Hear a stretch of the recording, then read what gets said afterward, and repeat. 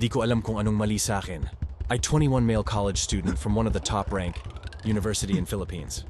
Middle class family, hindi naman kami naghihirap. Nakakakain ng 3 beses a day, may internet, may phone. Paminsan-minsan nakakabili ng wants, pero syempre tipid pa rin. Basically, sakto lang. I'm doing okay sa ACADS, hindi top student, pero hindi rin bumabagsak.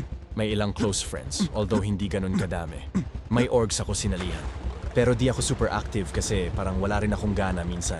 Parang normal lang lahat. Walang masyadong problema pero wala rin akong passion or drive. Di ko alam kung anong gusto ko sa buhay. Kahit minsan okay naman araw ko, pag uwi ko sa bahay parang may kulang pa rin. Yung tipong nakatingin ka lang sa kisame, tapos biglang mapapaisip ka ng, ano bang ginagawa ko? Or bakit parang wala akong direction? Kahit may plano ako graduate, maghanap ng work, etc.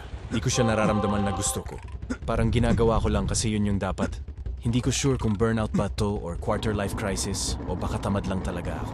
Pero nararamdaman ko to kahit hindi naman ako pagod physically. Ayoko rin i-open masyado to sa friends or family kasi baka isipin, privilege problems lang to. Na buti ka nga may ganyan eh. Or at least hindi ka nahihirapan. Pero hindi ba valid din naman makaramdam ng ganito kahit hindi ka nagugutom? Sorry kung sabog yung kwento ko.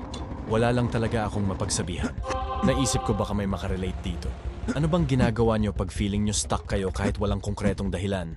Any tips kung paano mahanap yung direction or kahit motivation man lang? Salamat sa makakabasa.